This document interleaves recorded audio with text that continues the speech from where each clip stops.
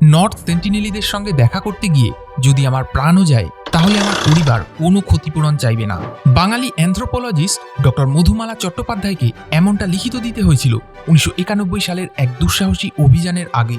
এই অভিযানের মাত্র 6 মাস আগেই ওই দ্বীপে গিয়ে সেন্টিনেলিদের হাতে আহত হন একজন। কিন্তু যে দ্বীপে যেতে সবাই ভয় পায় সেখানে যাওয়ার সাহস পেলেন কিভাবে বাংলার এই মেয়েটি? কিভাবে আদিম শিকারী জনজাতির সঙ্গে প্রথম বন্ধুত্ব পাতিয়েছিলেন ডক্টর মধুমালা? মধুমালার জন্ম 1961 সালে হাওড়া শিবপুরে বড় হয়েছেন। ছোটবেলায় প্রতি বছর তারা কোথাও না কোথাও ঘুরতে যেতেন। একদিন আনন্দবাজার পত্রিকায় আন্দামানের ওঙ্গি জনজাতিদের নিয়ে একটি খবর চোখে পড়ে। ক্লাস 7-এ পড়া মধুমালার। বাবাকে বলেন, চলো আমরা এবার ওদের দেখতে যাব। বাবা হেসে বলেন, ওই দ্বীপে তো আমরা যেতে পারবো না। মধুমালা জানতে চান, তাহলে কারা যেতে পারবে? উত্তর আসে, রিসার্চার। এই কথাই তার জীবনের মোড় ঘুরিয়ে দেয়। ওই দ্বীপে যাওয়ার বাসনা থেকেই তিনি অ্যানথ্রোপোলজি নিয়ে পড়েন। সুযোগ পান অ্যানথ্রোপোলজিক্যাল সার্ভে অফ ইন্ডিয়াতে আন্দামান নিকোবরের জনজাতিদের নিয়ে গবেষণা করার।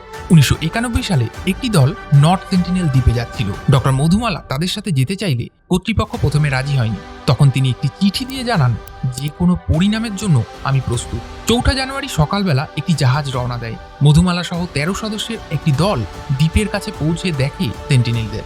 যোগাযোগের জন্য তারা সমুদ্রে নারকেল ফেলতে শুরু করেন। কিছু সেন্টিনেলি পুরুষ এই নারকেল সংগ্রহ করে নিয়ে যায়। নারকেল ফুরিয়ে গেলে টিম ফিরে আসে আরও নারকেল নিয়ে। অবাক করার মতো বিষয়, সেন্টিনেলিরা তখনও অপেক্ষা করছিল।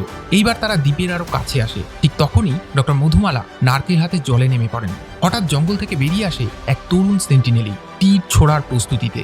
সবাই চিৎকার করে বলেন, মধুমালা বোটে উঠে আসুন। কিন্তু তিনি ভয় পান না, বরং চিৎকার করে বলেন, কাইরি ইসেরা নারিয়েলি যাবা যাবা, অর্থাৎ আন্টি এসো, অনেক নারকেল নিয়ে যাও। তখন মায়ের বয়সী এক সেন্টিনেলি নারী তরুণটিকে থামিয়ে দেয়। তারপর তারা এগিয়ে এসে মধুমালার হাত থেকে নারকেল নিয়ে যায়। পরবর্তীতে 21 ফেব্রুয়ারি আরও একবার যোগাযোগ হয়। আর এভাবেই নর্থ সেন্টিনেলিসদের সঙ্গে বন্ধুত্ব পাতানো প্রথম মহিলা হিসাবে ইতিহাসে জায়গা করে নেন এই বাঙালি।